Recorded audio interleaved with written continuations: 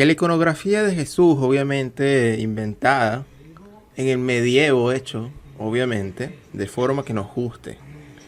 A nosotros en Occidente, puesto que nosotros, Jesús, entre comillas, fue vendido aquí en Occidente como figura y como imagen.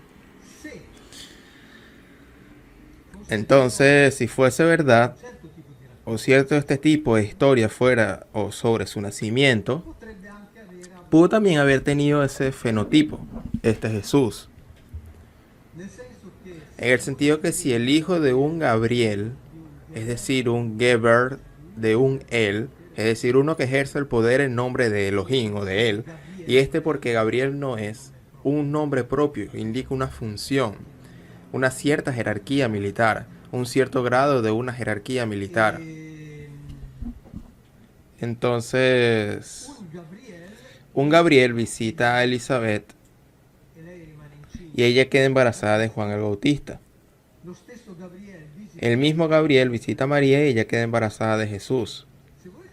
Si ustedes leen el estudio sobre la teología judeocristiana del jesuita Jean Danielou, que era cardenal académico de Francia, o teólogo, obviamente, docente de teología, él dice que no hay dudas.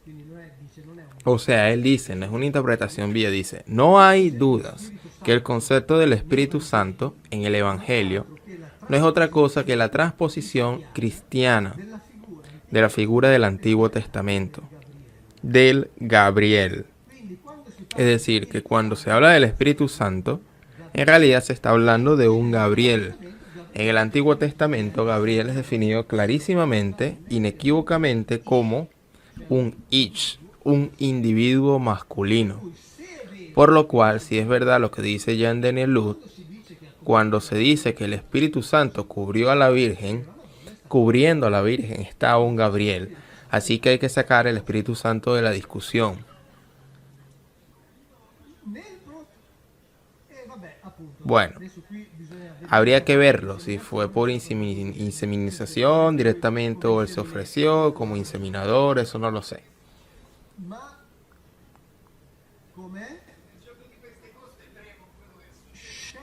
Por debajo,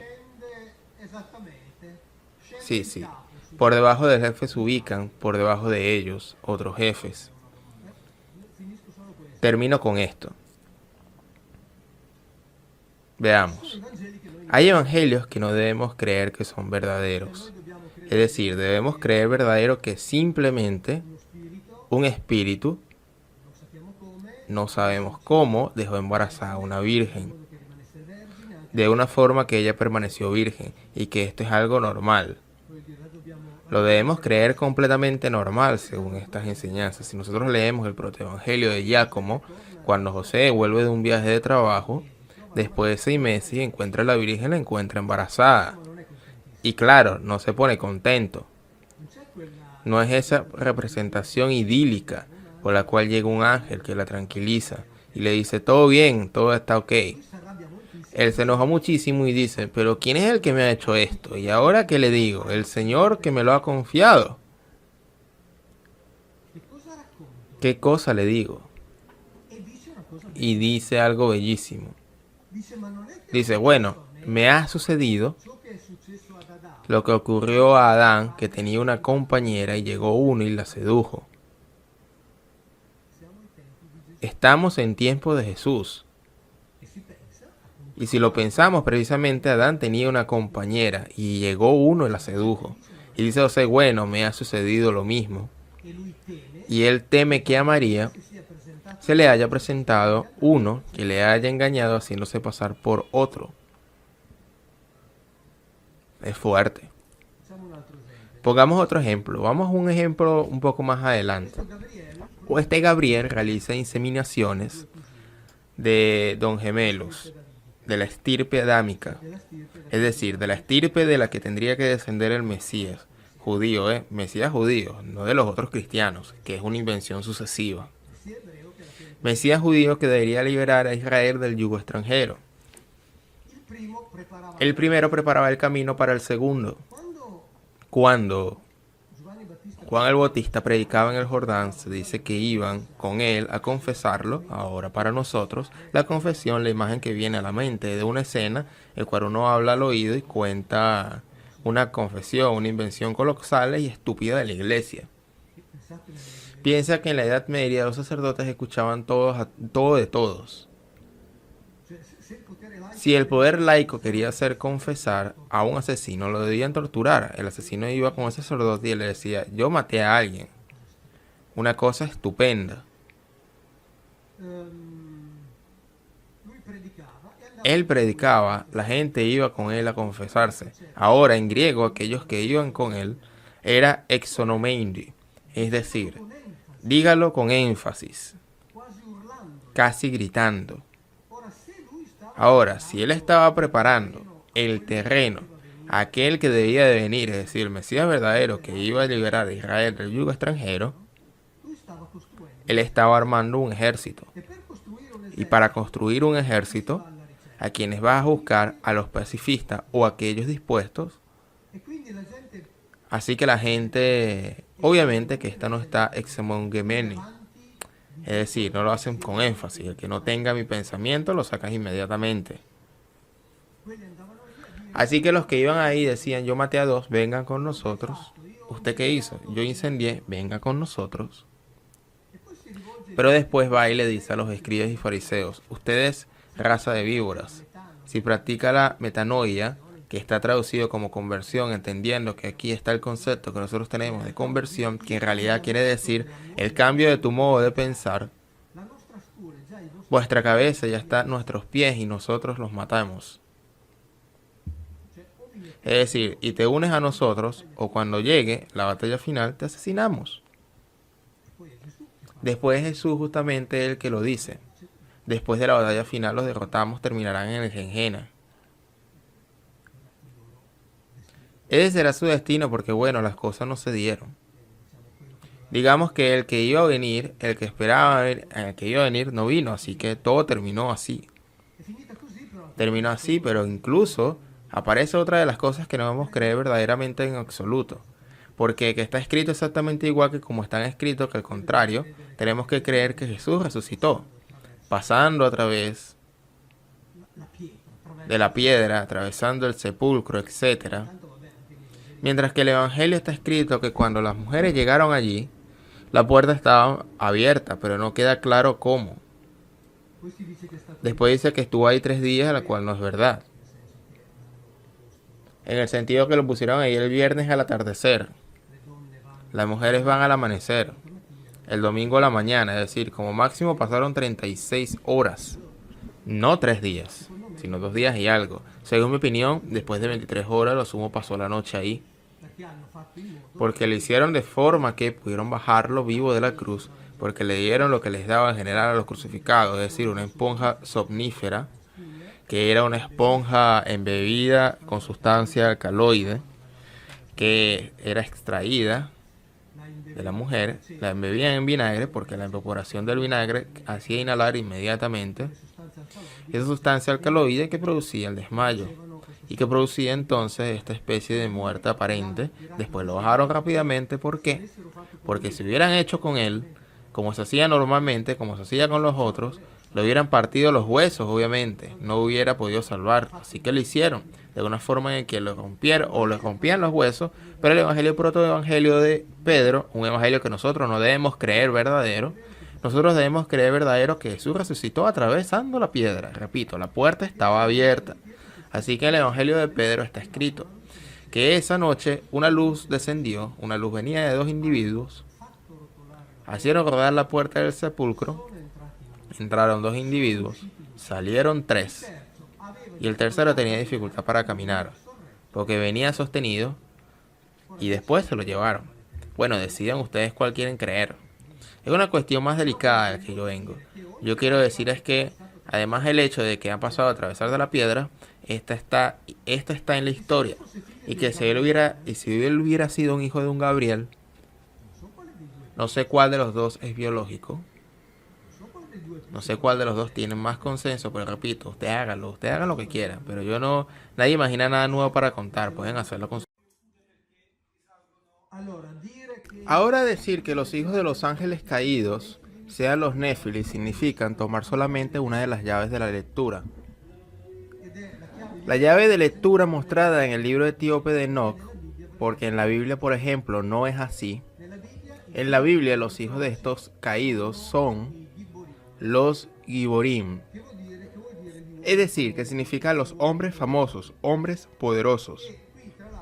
Y aquí la traducción que está en la Biblia, bellísima, estupenda, en el capítulo 6 del Génesis, donde se habla de la unión sexual entre los Elohim y las mujeres adamitas. Cuando estos hijos de los Elohim ven que las mujeres adamitas eran hermosas, estaban apetecibles y útiles para la reproducción, tomaron como concubinas todas aquellas, se unieron a ellas y tuvieron hijos. Y dice la Biblia, había gigantes sobre la tierra en aquellos tiempos, y también después, cuando los hijos de los Elohim se unían a las hijas de los hombres, y éstas parían a sus hijos. Y después dice una frase estupenda, estos fueron los famosos héroes de la antigüedad. Si tomamos esta frase y la ponemos en el texto griego, no cambiaría nada. ¿Quiénes son los héroes de la antigüedad? Los hijos de los dioses, los hijos de uno de los dioses, de una de nosotros, o una diosa y uno de nosotros. Exactamente lo mismo. Exactamente lo mismo. De hecho, en el primero de los libros de la editorial Mondadori hice mi propio análisis paralelo entre la Biblia y los textos griegos, para mostrar cómo cuentan exactamente lo mismo, porque esto lo dijimos al principio.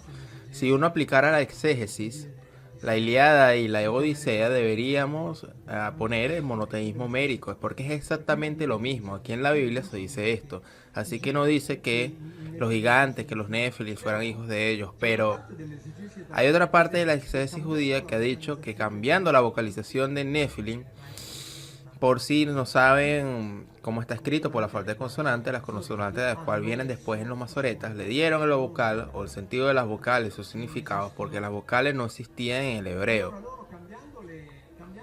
Ahora cambiando, les doy un ejemplo.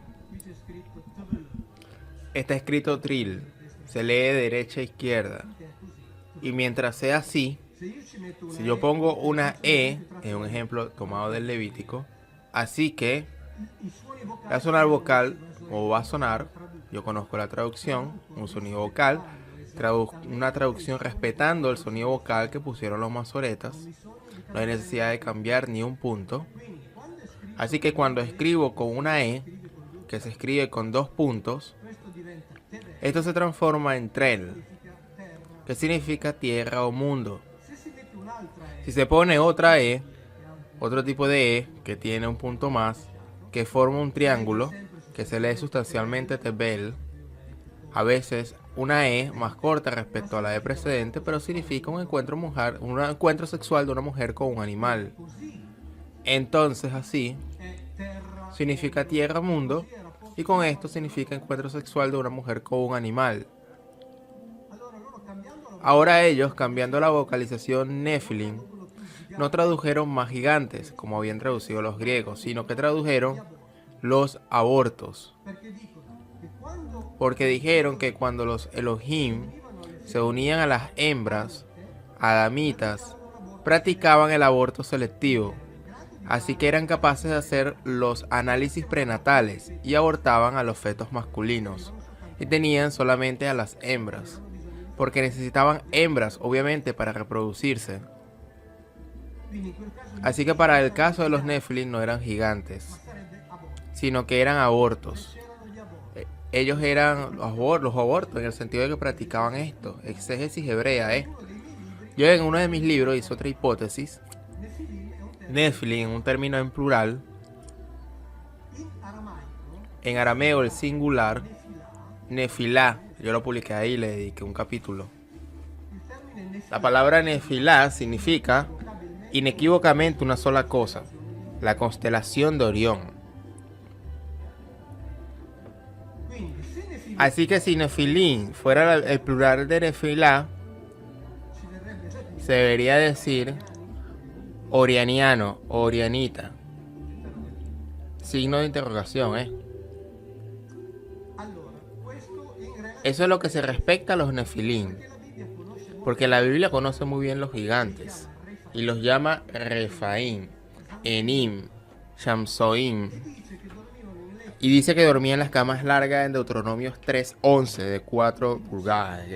Así que había gigantes en la Biblia en cierto punto, en aquellos que aparecieron en el Medio Oriente, en los últimos 3 que murieron en batalla. Porque combatían regularmente en la fila de los ejércitos hostiles a Israel. Así que la Biblia conoce los gigantes. Dice en 2 partes. Tenían 6 dedos en cada mano. Primera Crónica de 26. 6 dedos en cada mano y 6 dedos en cada pie. El autor quería estar seguro que el lector entienda. Y por eso dice 24 dedos en total. Es decir, miren que no me lo estoy equivocando. 24 dedos en total tenían. 6 por 4. Primera de Crónicas 26. Entonces es difícil saberlo. Los griegos lo interpretaron como Nefilim. Pero en la Biblia podrían no ser Nefilim.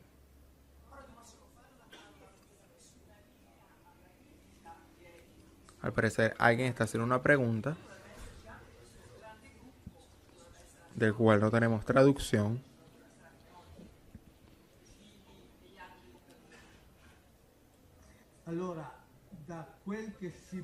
Ahora, quien haya llegado a intuirlo, yo no sé si existe todavía, una distinción clara,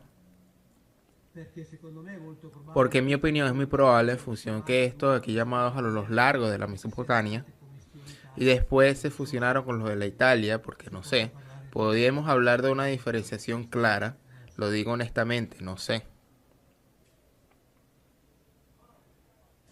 Ahora, si vemos los textos védicos, el universo está poblado de 400.000 especies humanoides, de las cuales muchos llegaron aquí. 400.000 especies humanoides. Así que el hecho de que puedan haber llegado aquí más razas podría ser una cosa absolutamente más que posible. En lo que respecta a la raza que podríamos llamar bíblica, se podría decir que parece estar relacionada con que tienen este fenotipo nórdico, como el que presentan, por ejemplo, los dioses griegos. Rubios, siempre eran representados rubios y piel muy clara, es decir, fenotípico o fenotipo nórdico. Tanto es así que los sumerios se autodefinían como los de cabeza negra, evidentemente para distinguirse de otros que no tenían la cabeza negra.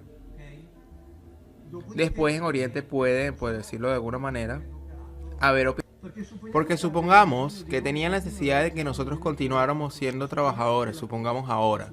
Voy a decir una de las tantas estupideces que digo, lo estoy suponiendo. Supongamos que la Tierra sea como un fondo de inversión en el cual de vez en cuando alguien hace una toma de beneficios.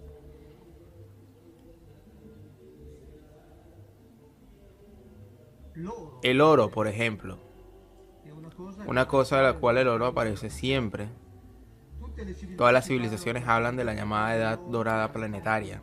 Todos lo dicen. En la cual el hombre caminaba al lado de como los dioses. En el cual el oro extraído era para ellos. Era todo para ellos. Ahora, hay un discurso relativo a un oro monoatómico que tienen muchos rusos. Ser utilizado para la superconductividad, es decir, transmisora de energía a muchísima distancia y sin pérdida en el camino. También tenemos que produce la aligeración del peso, así que puede ser utilizado en lo que respecta a la antigravedad. La ciencia está experimentando añadirlo a las células humanas, por ejemplo, contribuyendo a apalancar a ciertos fármacos y por lo tanto hacerlos más eficaces. Es decir, el oro en la forma monoatómica tiene muchos usos. Obviamente son unos usos que pueden ser conocidos solamente por quienes manejan cierto tipo de tecnología. Ahora bien, por ejemplo, en Sudáfrica han sido encontradas minas con una antigüedad de decenas de miles de años. ¿Quién sacaba oro decenas de miles de años atrás? Los norteamericanos. Claro. Probemos pensar que hace 10.000, 15.000, 8.000 años atrás, esta gente, más precisamente el neolítico, o si lo prefieren la edad de cobre, antes que eso, que al estar cruzando un río, veo una cosa brillante, algo que brilla en una piedra. ¿Cómo se le puede ocurrir? Vamos a tomarla, se decía, extraer ese material en el cual está incrustado. Vamos a compararla con las otras decenas de cientos de piedras que hay, que traen las olas, la derritamos y la mezclamos. No lo podríamos hacer ni siquiera hoy. Es decir, el oro no nos sirve para nada, a menos que tengamos cierto conocimiento y manejamos cierta tecnología, de la más alta tecnología. Porque para nosotros, aparte de los celulares o de algunas cosas de computadoras, si el oro apareciera no cambiaría ninguna cosa en nuestras vidas. No cambiaría absolutamente nada. Así que piensen 10.000 años, ¿a qué hombre se le podría haber ocurrido semejante cosa de utilizar el oro? ¿Para qué? Si no sirve ni para hacer armas. Porque basta con enfrentar un combate en una espada de hierro contra una de oro, para entender que dura, como mucho, poco. Por lo tanto, todos procedentes de fuentes internas judías, ninguna fuente exterior. Y en definitiva, es necesario que finalmente alguien diga ciertas cosas. Y que esas cosas se pongan a disposición de la reflexión de las personas. Porque como sabéis, ese es mi propósito. Procurar que las personas sepan que más allá de lo que oficialmente nos es relatado por la historiografía oficial, hay otras posibilidades, hay otras hipótesis y otros contenidos. Hay otras, entre comillas, verdades. Sin olvidarnos que cuando hablamos de verdades, tenemos que estar también atentos porque la verdad es algo muy delicado y francamente no sabría decir quién la posee honestamente. No, digamos que la verdad fue oculta mucho antes del origen del cristianismo. La ocultación de la verdad ocurrió también dentro del mundo hebreo y continúa efectuándose dentro del mundo hebreo. Como me señalaba hace un rato el amigo hebreo que es bien consciente de esto, pero sucedió todavía antes del mundo hebreo. Lo curioso es que nos los cuentan los mismos padres de la iglesia, esos que han construido esa religión que conocemos, en la cual quien más, quien menos, hemos sido educados, pero ya sabían y ya escribían tranquilamente que la ocultación nació mucho antes, muchos siglos antes. Y ahora, para hacer algo útil, lo leemos directamente de quien lo escribió. Así al menos nos damos cuenta que no es, por decir algo, la típica biblianada, ¿ok? En el transcurso de la obra, San Juniato reconoce que las divinidades, estamos en el 1200 a.C., ¿ok? No el Dios supremo ni los dioses celestes, sino simples individuos mortales, no de costumbres tan incorruptas para ser aceptados por su virtud o imitados por su sabiduría, sino llenos de maldad y de perversiones de toda índole. Cuando leemos la Biblia, encontramos la descripción sustancialmente de uno de estos, de Yahweh, que era uno de los muchos Elohim. Pero no estaba solo él. Nosotros estudiando la Biblia tenemos conocimiento de él, pero no estaba solamente él. Después de hacer estas observaciones, él critica duramente a los escritores que vivieron en épocas sucesivas por el hecho de que de una manera falsa y arbitraria interpretaron de manera alegórica, fundándose en explicaciones y teorías y por lo tanto desvirtuando los mitos relativos a los dioses. Es decir, lo han interpretado falsamente como si fueran alegorías, de manera alegórica, que es exactamente lo que se continúa haciendo en la actualidad. el que nos dicen constantemente que debemos hacer. Eso es lo que nos dicen. Es decir, debemos leer los relatos antiguos en clave alegórica y metafórica. Eso es lo que nos dicen. Porque no son ciertos. Porque los antiguos tenían tiempo para perder. Porque tenían la computadora en la cual escribían. Cuando no les gustaba, lo borraban. Después reescribían. Después cambiaban. Como nosotros. Pues no. A ellos les costaba mucho escribir. Desde todos los puntos de vista. Y cuando contaban las crónicas antiguas, querían, de alguna manera, transmitir y dejar constancia de relatos reales, porque eran importantes, eran los que cuentan la historia de la humanidad en sus orígenes.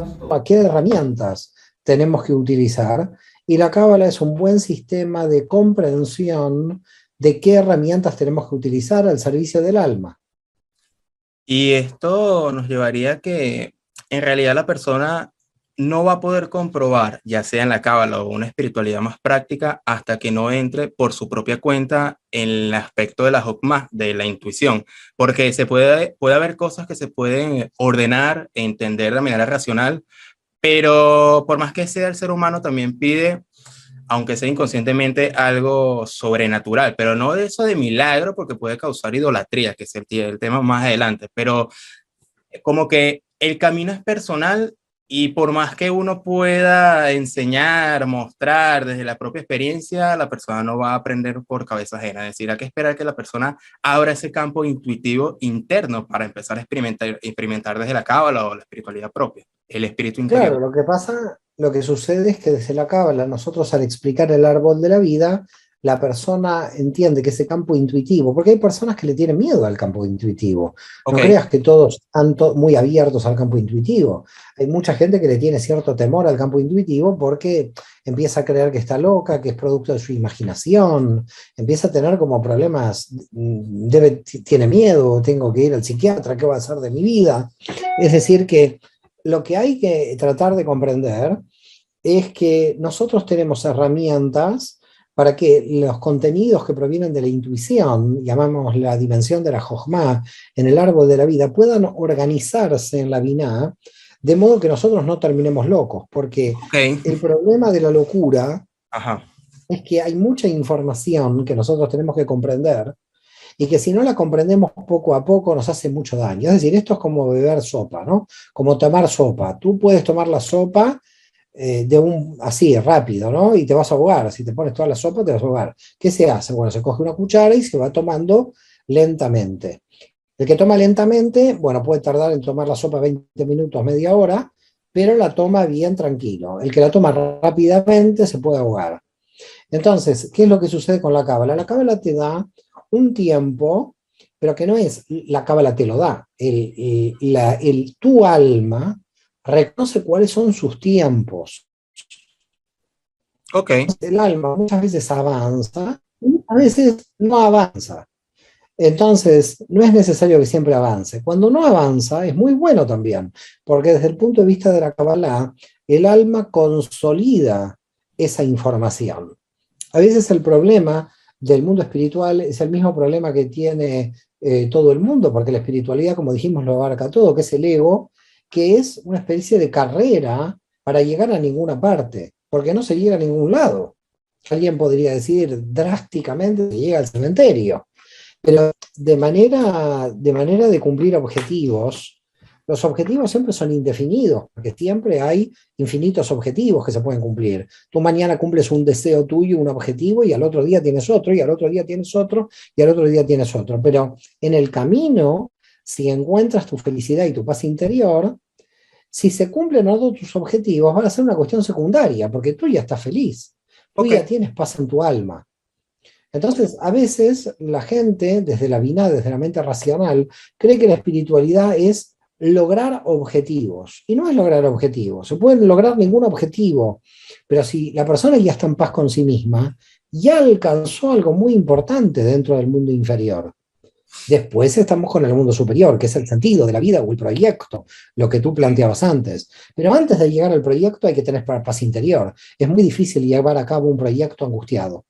Bienvenidos a su espacio de Proyecto Orión. Mi nombre es Simón Guardia y el día de hoy quiero hablar un poco sobre algunos comentarios de estas clases que he realizado aquí en Proyecto Orión. Han habido 37 clases y específicamente son este tipo de comentarios que estás viendo en pantalla.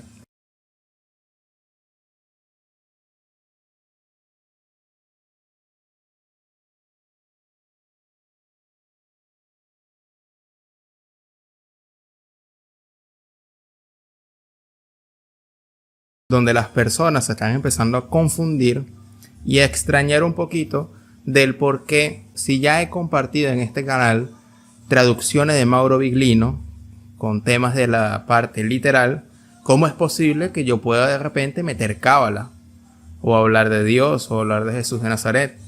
Si hay una línea literal donde explica de que en la Biblia, según Mauro Viglino, por lo menos en el Antiguo Testamento, no está la palabra Dios y más bien se habla de Elohim, y que la religión cristiana más bien ha sido un montaje, una invención a través de los tiempos para manipular a las personas y un montón de temas más.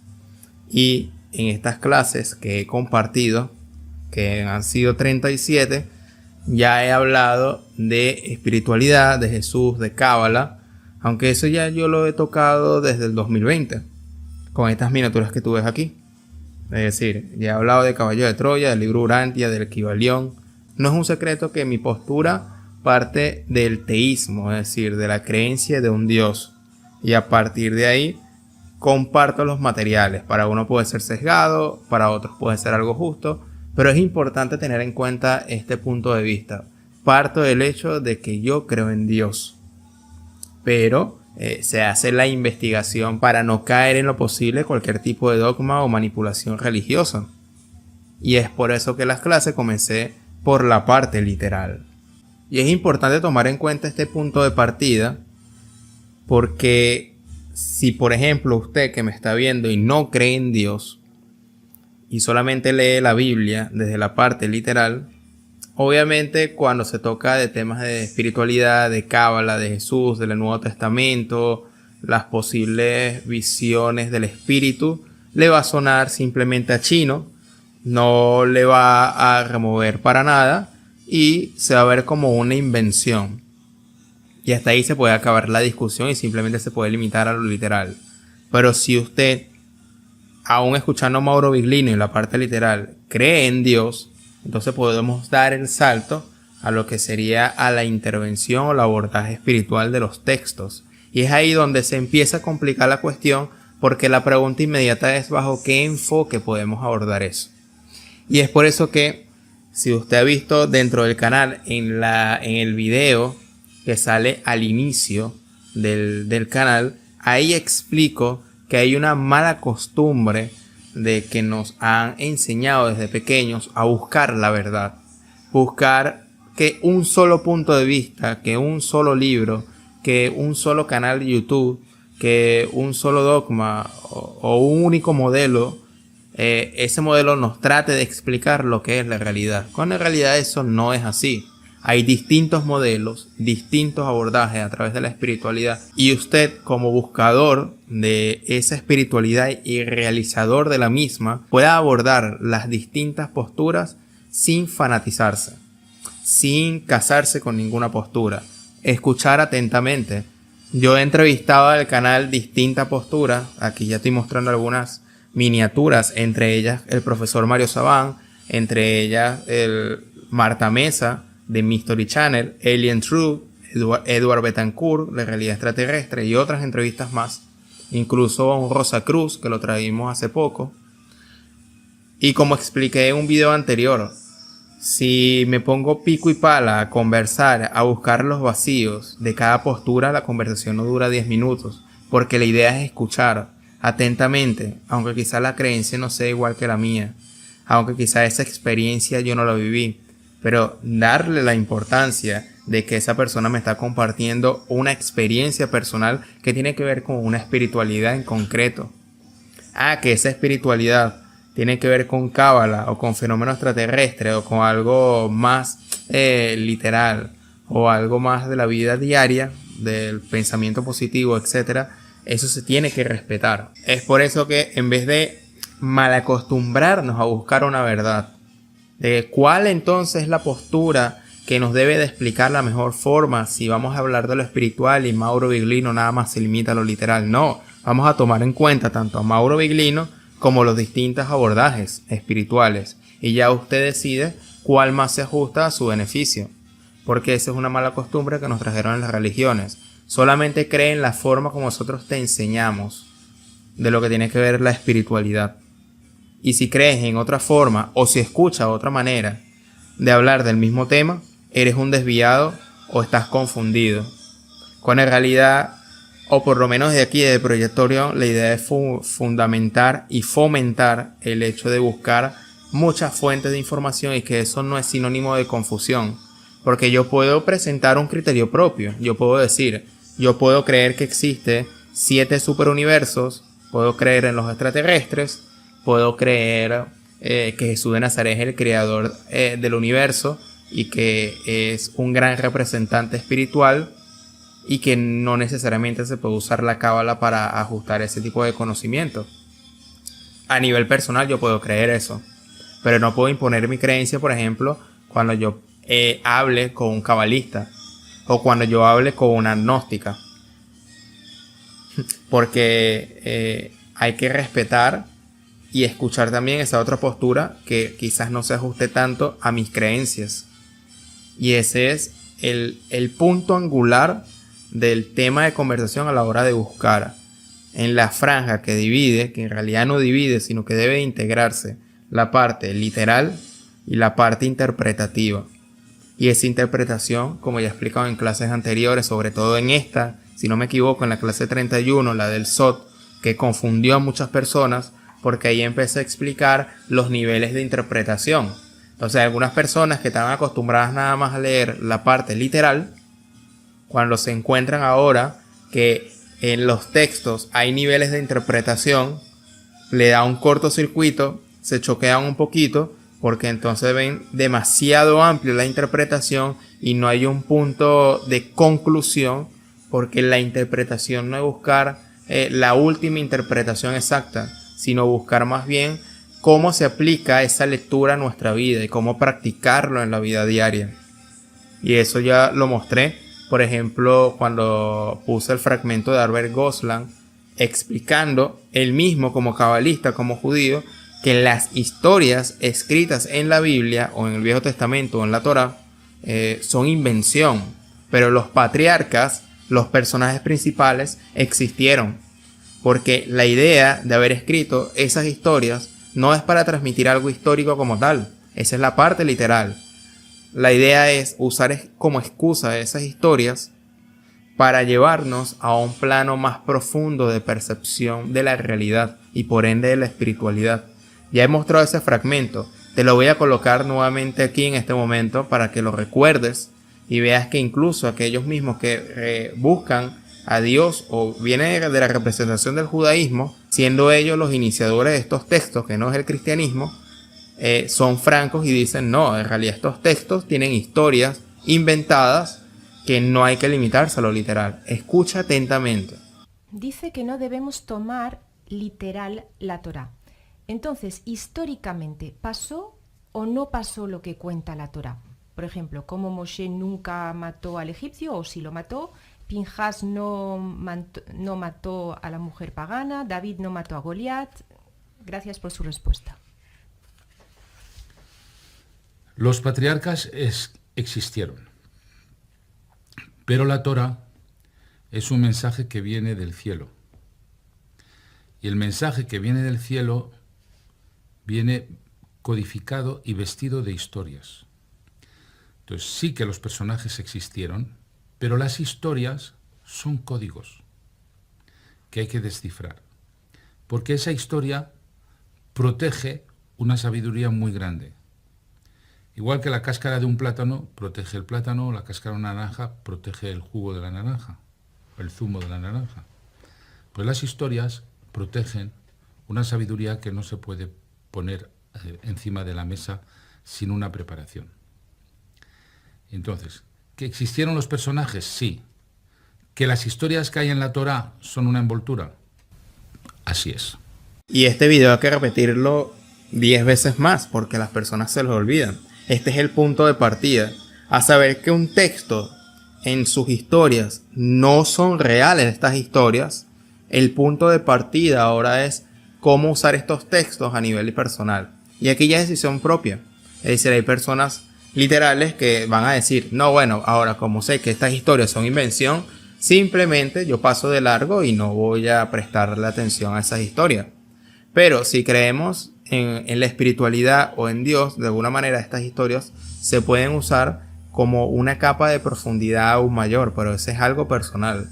Depende de la búsqueda que usted haga, a cómo va a tratar esos textos, tanto de la Biblia como otros textos. Ya he mencionado aquí el Evangelio de Tomás, el Darpa Amada, los escritos de Confucio, distintos textos que se prestan a interpretación. Un ejemplo claro que yo doy es, por ejemplo, cuando Jesús de Nazaret dice: es preferible sacarse el ojo en vez de dejar que el cuerpo completo se vaya a las berenjenas, mal traducido como el infierno.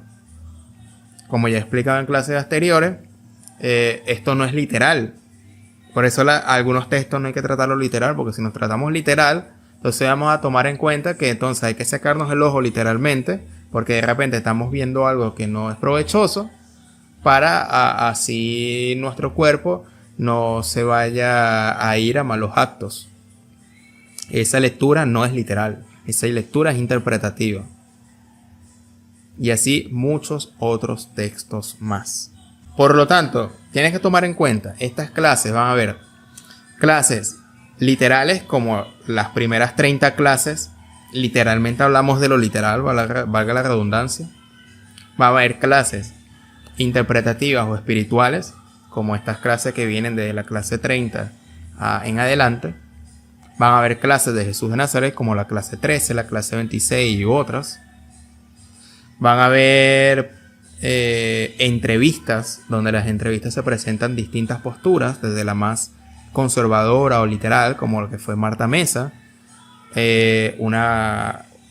otras entrevistas como la de Mario Sabán, que son más amplias con respecto a la cábala, otras de posibilidades más amplias del fenómeno extraterrestre, como la de Alien Truth, otras de misterio, sociedades secretas, como la Rosa Cruz, la que traímos aquí con Frater Cactus, y así sucesivamente van a haber distintas posturas. Esto no puede ser sinónimo de confusión, porque si nos confundimos o nos limitamos a una parte literal, obviamente cualquier tipo de entrevista o información que se hable de algo espiritual lo vamos a echar a un lado. Y ojo, eso no está bien y eso no está mal. Es una decisión personal de cada quien.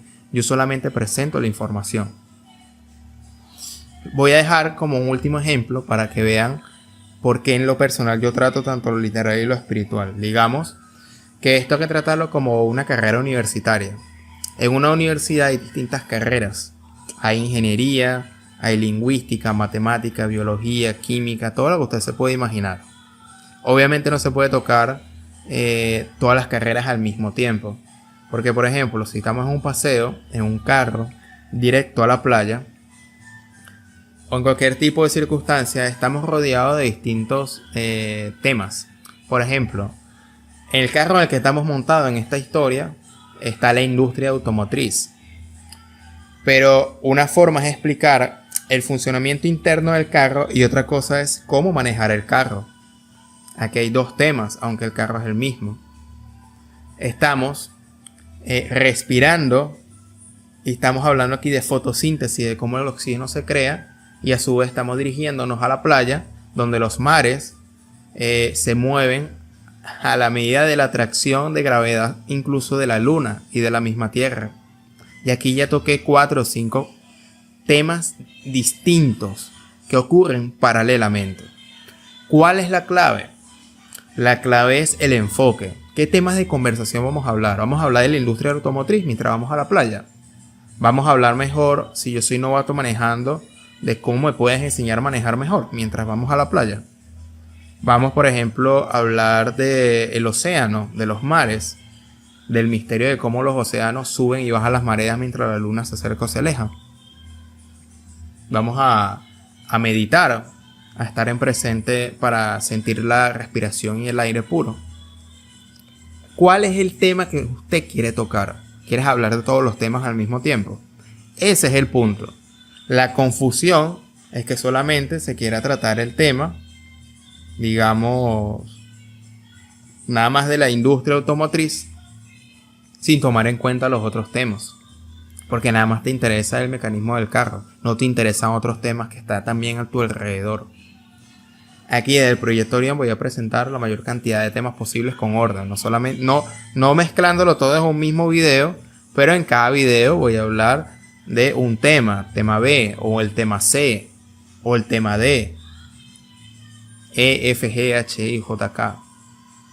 Distintos tipos de temas, obviamente con una intencionalidad y un orden, porque la realidad son distintas capas. Si usted quiere nada más ir hasta lo literal, bienvenido sea y hasta ahí llegó. Si usted quiere avanzar a lo espiritual, podemos abordar distintos temas de conversación y ver cuál más se ajusta a usted. Entonces, esa es como que la clave. La realidad tiene muchas capas en paralelo y usted decide cuál filtro o con cuáles anteojos, lentes, usted quiere ver la realidad. Y obviamente si eso le es provechoso o no. Esa es decisión personal.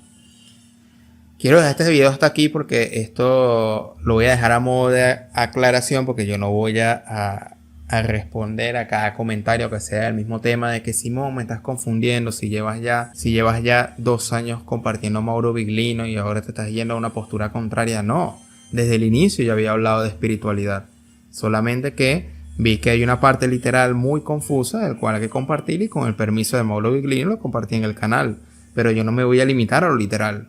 Yo voy a compartir también cosas espirituales. Y allá, en el camino de cada persona, qué cosecha va a tomar de ese fruto, de esa siembra que estoy haciendo en el canal. Sin discusiones. Simplemente comparto y cada uno elige lo que más le guste. Uno se va a lo literal, otro se va más a lo interpretativo. Y si siguen las confusiones, etcétera, etcétera, simplemente les muestro este video. Y en lo posible trato de aclarar el por qué esa aparente confusión, cuando en realidad es una falta de perspectiva. Solamente que tienen que hacer las preguntas correctas de por qué estoy mostrando lo que estoy mostrando de esta manera. ¿Me estoy contradiciendo? ¿Lo estoy haciendo a propósito? Ese es el tema. Entonces, es qué tema de conversación usted quiere hablar. Lo literal, lo interpretativo, cábala, espiritualidad, Jesús de Nazaret, mística, masonería, Rosacruz. Depende de lo que usted busque, podemos conversar. Y yo estoy abierto a conversar eso. Sin más nada que agregar, aquí te voy a dejar una lista de reproducción donde vas a encontrar todos los temas completos del tema 1 hasta la 37 en este momento. Seguramente voy a seguir haciendo clases porque vamos a hablar de malas traducciones, lo literal, pero también de lo interpretativo como Jesús de Nazaret, la Biblia, las malas traducciones, entrevistas, entre otras cosas más. Bienvenido al Proyectorium si eres nueva por aquí y nos vemos en una próxima oportunidad. Hasta pronto.